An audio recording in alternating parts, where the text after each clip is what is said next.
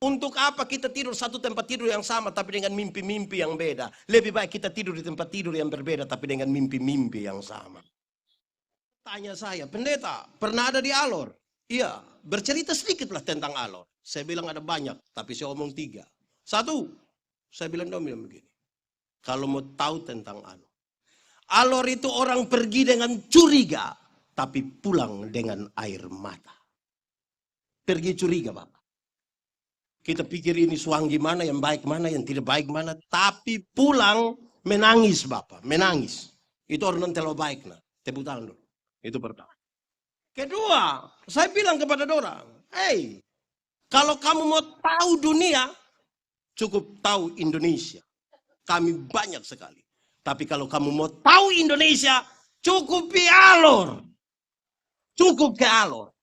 Alor terlalu banyak. Jangan ajar tentang kebinekaan. Alor tempatnya. Kesimpulannya ringan. Kalau mau tahu dunia, cukup di Alor. Ini Alor, Pak. Alor. Ketiga. Orang tua di Alor ajar saya bilang begini. Dunia mau berubah, silakan berubah. Dunia mau jalan seperti apapun, silakan. Tapi ada hal yang perlu diingat. Dia kasih tahu saya bilang begini. Saya tinggal di kepala burung waktu itu. Dia bilang begini. Kita tidak bisa melarang burung terbang lewat kepala. Tapi yang kita jaga jangan sampai dia buang kotoran di atas kepala. Kita tidak bisa melarang orang buat jalan di samping kebun. Yang kita jaga jangan sampai dia tolak kita punya pagar. Dia injak kita pun tanaman. Saya tambah 1. Oh kalau begitu. Kita tidak bisa larang semua nona dan ibu-ibu pakai celana umpan di Kupang. Tidak bisa. Yang kita jaga adalah jangan sampai dia pakai celana umpan, kita terumpan semuanya. Itu yang kita perlu. Dan pelajaran itu saya cukup dapat di Alor saja. Itu yang luar biasa. Saudara-saudara, Lao Tse seorang guru spiritual. Dia bilang kepada murid-muridnya. Ada 3 hal yang paling dibutuhkan oleh satu negara. Pertama, tentara. Kedua, makanan. Dan yang ketiga, kepercayaan. Tentara, makanan, kepercayaan. Terus dia bilang begini. Murid-murid dari 3 ini coba kamu kasih kurang 1. Murid-murid sepakat. Kasih kurang saja tentara. Kamu tidak takut kalau satu negara tidak ada tentara? Tidak Bapak. Lalu bagaimana kamu berargumentasi? Iya, tidak perlu ada tentara. Yang penting kita bangun hubungan persaudaraan yang baik. Kita membangun komunikasi politik yang baik. Kita bangun hubungan dengan orang lain dengan baik. Tidak usah ada tentara, tidak apa. Berarti tinggal 2. Makanan dan kepercayaan. Terus beliau bilang begini. Coba dari 2 ini kamu kasih kurang 1 lagi. Kasih kurang 1. Makanan atau kepercayaan. Kira-kira kalau ditujukan kepada kita, kasih kurang mana? Makanan atau kepercayaan? Saya lihat saudara ragu-ragu ini. Makanan atau kepercayaan? Yakin? Jadi sebentar tidak makan juga tidak apa-apa. Kita kasih kurang makan atau kepercayaan? Apa? Wih, berat juga. Tapi murid-murid bilang begini, hilangkan saja kepercayaan. Kenapa? Pak, untuk apa kita dipercaya tapi lapar? Kok kita kerja-kerja ini semua untuk makan? Lalu Lao Tse bilang begini, kamu baru saja mengucapkan satu hal yang merusak bangsa ini. Ini negara, ini dunia, ini persekutuan didiami oleh orang-orang yang bisa dipercaya. Jangan hanya karena makanan kamu kehilangan kepercayaan. Saya mau tanya, Ika ini bisa dipercaya semua? Ini orang Alor yang ada di sini ini bisa dipercaya semua? Yakin? Berarti tidak ada dusta di antara kita. Saya lihat saudara juga kurang yakin ini. Tapi ini serius saudara-saudara. Gembala-gembala ketika mereka jaga ternak. Palestina bukan daerah yang baik seluruhnya bagi peternakan. Di sini subur, di sini tidak, di situ subur, di situ tidak. Karena itu gembala-gembala seringkali terlibat pertengkaran, perkelahian, perampasan area. Mereka masuk pada kelompok orang-orang yang sulit dipercaya. Tiba-tiba berita kelahiran itu, kelahiran juru selamat itu pertama kali kepada mereka. Bagaimana orang-orang yang telah diberi stigma tidak bisa dipercaya ini akan berbicara sesuatu yang membuat orang menjadi tergugah dan percaya. Ini sebuah pekerjaan luar biasa. Mereka harus pastikan bahwa mereka sungguh-sungguh adalah orang-orang yang melihat, mendengar, dan menyaksikan langsung berita. Dan sekarang mereka harus menyatakannya. Saudara-saudara, saya biasa bilang begini. Kalau orang tolong kita, kok kita bilang terima kasih. Itu baik atau tidak? Baik atau tidak? Baik. Kalau begitu saya mau tanya. Siapa pu suami yang kalau pagi-pagi mama dorang bikin kopi, nah dia pu suami bilang, Mama, terima kasih. Ada kok tidak? Ada kok tidak? Ada. Ini ibu-ibu dong mulai lindungi dong pu suami. Suami ini istri bikin kopi dia tidak terima kasih. Tapi kalau istirahat kantor baru dia makan di warung satu, bayar lagi terima kasih lagi. Kadang-kadang dia janji itu, Mbak, yo besok saya datang lagi. Nah, setelah dengar khotbah ini, bapak-bapak pulang, dia bilang betul, tadi Pak Pendeta Om betul lah. Saya mau terima kasih dulu. Pas ibu siap makanan, terus papa bilang, Mama, terima kasih. Saya mau tanya, Mama dorang langsung percaya? Bapak yang tidak tahu terima kasih ini tergugah dengan khotbah malam ini. Terus Bapak bilang, Mama, terima kasih. Mama percaya. Tidak gampang untuk menjadi orang yang bisa dipercaya. Kita ada sungguh-sungguh ini. Pasti ketika Papa bilang, Mama, terima kasih, itu Mama pikiran. Paling tidak Mama punya pikiran ada dua. Pertama pasti Mama pikir begini. Tidak tahu roh apa su naik di Bapak. Atau yang kedua, jangan-jangan Mama pikir begini. Jangan sampai ini hari terakhir. Tiba-tiba beliau jadi. Menjadi dipercaya itu tidak gampang, saudara-saudara. Yang kita butuh perjuangan tentang. Saya lihat saudara-saudara, kan saya tinggal di Alor. Saya bertemu banyak orang Alor di luar Alor. Orang Alor itu tidak takut bikin pesta. Mau susah, mau senang, tetap kita lego-lego sampai pagi. Mau sebentar ada lego-lego ke tidak pentia? Tidak. Mau susah, mau senang, mau resesi, mau isu apapun, tetap ini Alor, Pak. Berarti bukan soal uang. Bukan soal uang. Saudara-saudara, saya baca satu artikel kecil tentang uang. Dia bilang begini, ada satu tempat makan. Di situ ada orang makan. Oh iya di tempat makan ya orang makan. Kalau di tempat makan orang tidur, itu namanya tempat tidur. Dia makan terus ada pengamen.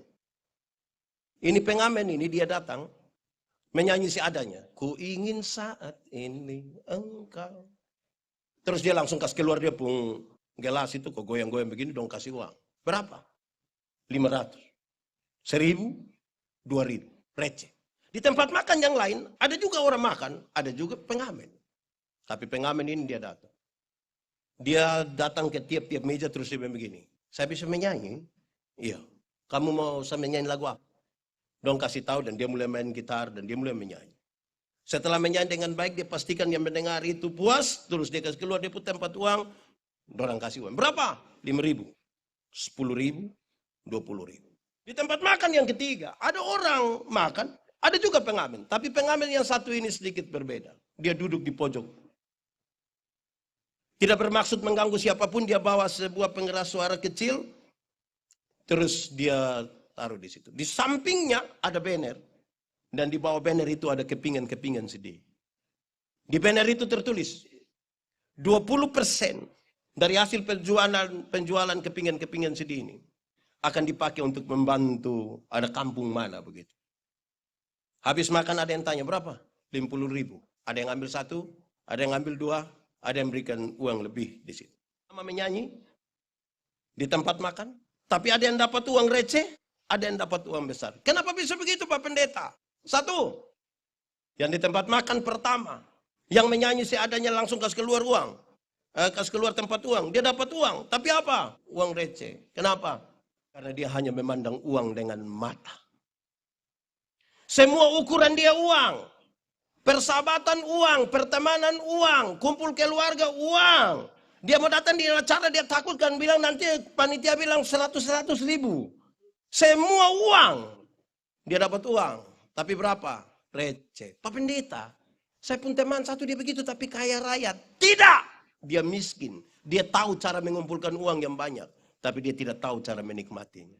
Dia tahu menjadi kaya. Tapi dia tidak tahu menjadi bahagia. Saya suka bilang begini. Kumpul uang banyak-banyak. Tapi tidak pernah jalan-jalan di Surabaya.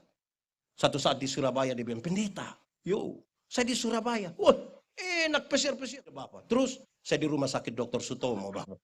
Sudah dapat rujukan dulu baru dia pergi Surabaya. Jadi hidup yang begitu. Di tempat makan yang kedua, dia dapat uang. Berapa? 5.000, 10.000, 20.000. Kenapa lebih besar? Dia tidak sekedar memandang uang dengan mata saja. Tapi dia memandang uang sekaligus dengan otak. Dia berpikir. Dia berlatih. Dia mengelola dirinya. Dia harus main gitar dengan baik. Dia harus tahu semua lagu. Kenapa? Karena kepadanya dia akan tanya orang. Mau saya menyanyi lagu apa? Dia mesti tahu semua. Mengeksplor semua yang ada pada dirinya. Untuk dia jual. Bayangkan kalau dia pitanya orang alor yang di situ bilang. Mau saya menyanyi lagu apa? Terus itu orang bilang. Taramiti tumenku. Sini dong. Jadi dia mesti belajar semua dulu. Dia tahu semua baru dia berani tanya orang. Dia dapat uang lebih besar. Ketiga. Kenapa dia dapat uang lebih besar? Padahal dia tidak mengganggu siapapun. Dia hanya menyanyi saja di situ. Karena dia tidak sekedar memandang uang hanya dengan mata dan otak saja. Tetapi sekaligus dia memandang uang dengan apa? Dengan hati. Berpikir tentang orang lain. Ada satu waktu, 2 orang berdoa minta karunia di Tuhan. Ternyata di Tuhan tinggal 2 karunia. 1 karunia memberi, 1 karunia menerima. Orang pertama cepat-cepat ambil karunia menerima. Berarti tinggal karunia. Orang kedua garu-garu kepala diambil itu karunia memberi. Lewat 20 tahun kemudian mereka bertemu di satu perapatan jalan. Di lampu merah itu yang punya karunia memberi. Dia ada di atas mobil mewah. Satu tanda dia sukses sekali. Sementara yang punya karunia menerima ini. Dia ada duduk minta-minta di pinggir jalan. Jadi waktu orang dua aku lihat begini. Yang punya karunia memberi ini. Menerima dia bilang begini. Hai, perasaan itu hari yang kau dapat karunia memberi. Kenapa sekarang kau lebih kaya dari saya? Ini satu bilang begini. Hei. Karena Tuhan tahu saya selalu harus memberi. Tuhan tahu saya harus selalu memberi. Maka kepada saya Tuhan berikan lebih. Karena engkau mau kasih orang. Jadi saya kasih kau lebih. Engkau baik-baik ini. Kasih. Kalau engkau itu kan karunia menerima. Jadi di mana-mana itu yang begitu. Oh, tolong kok. Bantu kita kok. Ini kita dan kita jadi. Baku bantu kok tidak. Saya tidak tahu ini ikatan keluarga Kepulauan Alor. Ini paling banyak karunia apa sebenarnya ini. Karunia ini berat ini. Saudara, pembacaan tadi sekaligus tema kita. Pulanglah mereka ke negerinya melalui jalan lain. Ini kisah penutup di mana para utusan itu, para majus itu pergi mau berjumpa dengan Yesus. Tapi mereka lewat Herodes. Herodes sebagai seorang politisi terganggu sekali ketika dia dengar ada seorang raja baru lahir. Dia bilang begini. Dia akal saya ini orang majus dong.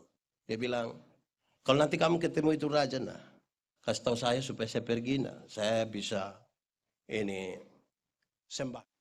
Setelah diperingatkan dalam mimpi, para majus ini pulang ke negerinya melalui jalan lain. Kamu tidak boleh pulang lewat jalan Herodes. Kenapa? Jalan Herodes itu jalan penuh kepalsuan. Itu jalan penuh tipu-tipu. Itu jalan kamu tidak boleh pulang ikut situ. Kamu harus pulang lewat jalan penuh kejujuran. Saya mau tanya kita, ini orang Alor dong ini jujur-jujur semua kok? Aman? Mantap?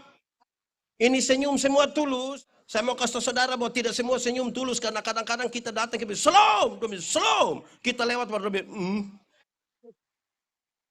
Jangan, mesti tulus, Orang tua di Alor dong ajar kita bilang begini, untuk apa kita tidur satu tempat tidur yang sama tapi dengan mimpi-mimpi yang beda. Lebih baik kita tidur di tempat tidur yang berbeda tapi dengan mimpi-mimpi yang sama.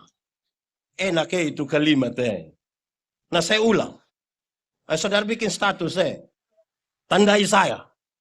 Untuk apa kita tidur satu tempat tidur yang sama tapi dengan mimpi-mimpi yang lebih baik kita tidur di tempat tidur yang berbeda tapi dengan mimpi-mimpi yang ini Alor, Pak. Alor. Ya. Saya mau tanya kita, tipu itu boleh kok tidak? Tipu boleh kok tidak? Tapi kalau untuk kebaikan kita tipu boleh.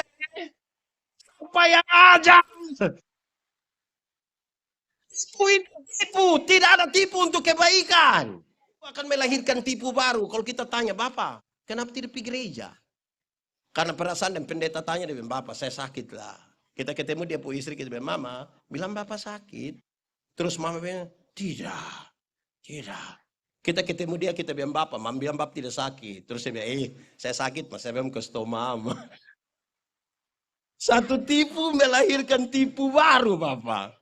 Wah, itu bahaya. Pak Pendeta, kami Alor ini kan tipu. Kami ini hanya pakai kata sebenarnya dan tapi. Kenapa kok tidak datang di ini acara? Sebenarnya saya datang, Bapak. Tapi itu dia tidak datang lagi. Jadi yang sebenarnya dong, itu dia semua tipu itu. Ada satu anak kecil umur 1,5 tahun baru belajar ngomong. Dia pu bapak kepala desa. Ini anak ini, setiap kali dia mau kencing, dia minta tolong dia pu bapak yang kasih kencing dia.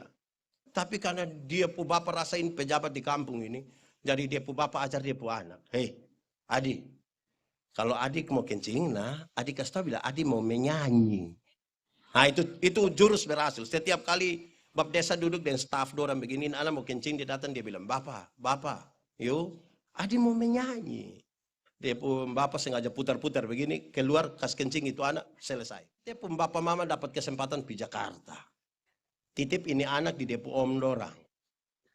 Tengah malam ini anak mau kencing, dia kas bangun dia pun om bilang begini. Om, makasih. Ya, adik mau menyanyi. Dia pun om karena tidak tahu, dia pun om bilang, jangan, ini sudah tengah malam kok tidak. Ini anak rasa tidak bisa, dia bilang, Om, yo, adik mau menyanyi. Dia pun om tidur setebak di sebelah nanti marah. Ini anak rasa sudah tidak bisa, dia bilang, Om, yo, adik sudah tidak bisa. Adik harus menyanyi sudah. Terus ini om juga sudah kasihan, ini om yang begini. Itu nah adik menyanyi pelan-pelan di om pun telinga. Ini anak ini dia bangun, dia kencing di dia pun om pun telinga. Saya tanya kita dulu, siapa yang salah? Om ko bapak? Om ko bapak? Bapak ko om? Om ko bapak? Kenapa kok bapak yang salah? Makanya kalau benar katakan, salah katakan, ya katakan, tidak katakan, menyanyi katakan, kencing katakan, berani yang kau rubah sedikit. Kan kasihan itu om, kok tidak? Yo, mereka yang tukang tipu. Di sini ada yang tukang tipu. Engkau harus pulang ke Alor melalui, terima kasih, melalui jalan lain. Yo kita cepat 20 menit.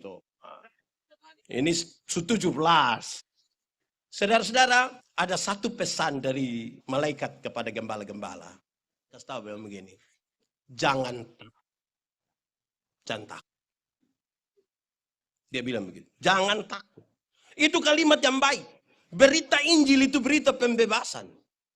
Supaya mereka yang takut itu menjadi tidak takut dan semangat. Dia bilang jangan takut. Memang ada masalah, tapi jangan takut. Saya mau tanya, saudara ada masalah kok? Tidak usah omong. Saya lihat yang ini muka masalah semua. Masalah ialah kesenjangan antara harapan dan kenyataan.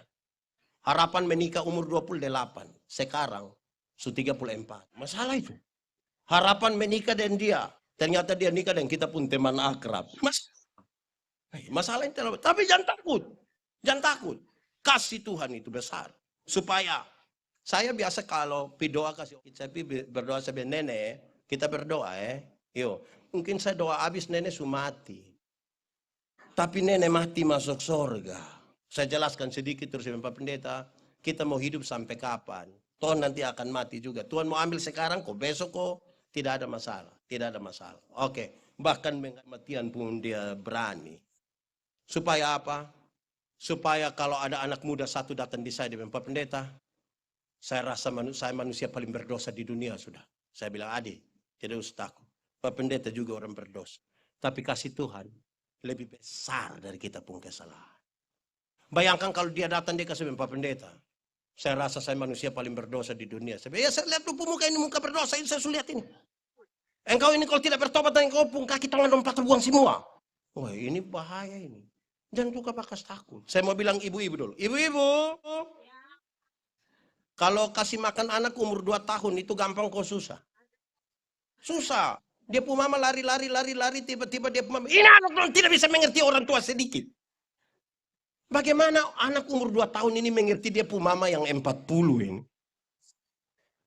Tapi mama-mama dong ini kadang-kadang.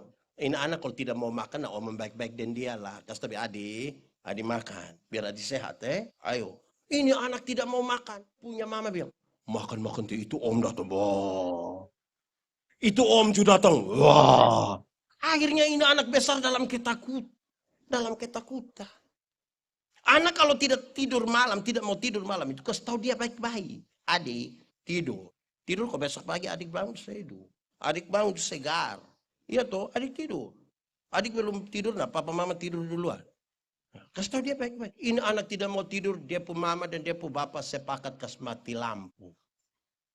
Terus dia pun bapak keluar dari pintu belakang jendela kamar. Terus dia pun bapak garu jendela. Dia pun mama sengaja kaget di dalam. Om, adik subobo, om. Ini keluarga tipu-tipu, ini tidak bisa, tidak. Bapak mama, saya senang deh orang alor ini. Dimanapun dong bangga tetap jadi orang alor, saya senang. Senang dan dong apa yang ada. Mau jagong titika, kanari kah, kita begitu. Saya melayani di kampung-kampung itu, termasuk di alor. Saya bilang begini, kalau saya pergi kampung rumah, kamu kasih saya, jangan kasih biskuit. Bapak kok kenapa? Bapak kan bukan datang tiap hari. Jangan kasih biskuit. Kasih saja kenari kah, jagung kah, apakah. Kita makan itu saja. Kok kenapa kalau biskuit? Saya pikiran kalau kamu kasih saya biskuit. Kok kenapa pikiran? Kamu tidak rencana, bukan rencana taat. Saya pikiran ini begini. Kalau kamu kasih saya biskuit, setiap kali saya mau makan itu, kamu anak dari belakang kan pintu kok semua meluai saya begini. Dia cek saya satu-satu ini. Saya pikiran saya makan berapa dia hitung ini. Lama-lama dong baku bunuh gara-gara biskuit ini. Jadi saya kenari saja lah. Di muka ada satu piring, di belakang 2 bokor itu. Baik saja di sana. Kan kita punya semangat. Amin kok. Baru kita bicara alor itu surga. Surga yang ada di dunia. Pastikan bahwa itu benar-benar ada. Amin kok. Ini alor pak. Orang alor punya logat itu kayak orang Papua. Saya ingat saya di Papua. Saya akhiri khotbah sudah 20 menit. Keluar begini ada nenek-nenek satu dia jual kelapa ini. Nenek, kelapa berapa? 10.000. Punya mahal. Kecil begini 10.000. Ini nenek bilang, apa? Kecil. Coba kau telan. Saya rasa kalau saya telan itu besar. Saya rasa telan itu besar. Akhirnya saya mengakui hidup kita itu cukup bersyukur. Bersyukur itu cara terbaik menikmati. Saya suka MC. Mama tadi saya senang sekali. Dia kasih tangan itu saya senang. Saya senang. Semua iklan kecantikan kulit mengarahkan kita untuk ambil kesimpulan seolah-olah rambut lurus lebih baik dari rambut keriting. Saya protes. Saya berkhotbah dalam banyak acara mendorong budaya positif begini. Di hari kasih sayang ini, yang paling akan menikmati belayan seorang suami adalah mereka yang rambut keriting, bukan yang rambut lurus. Bisa begitu? Iya, kalau lurus itu kita belai tidak terlalu enak lah. Tidak enak. Mungkin karena lurus dia licin lah. Kita pegang di kepala baru kita mau tarik turun. Dia bilang, sayang, itu tidak kena. Tidak, klik sedikit juga. Yang keriting itu dibelai menarik. Rasa sayang. Ini alur, Pak. Selamat Natal, selamat tahun baru. Terima kasih untuk hari yang indah ini. Tuhan memberkati kita. Shalom.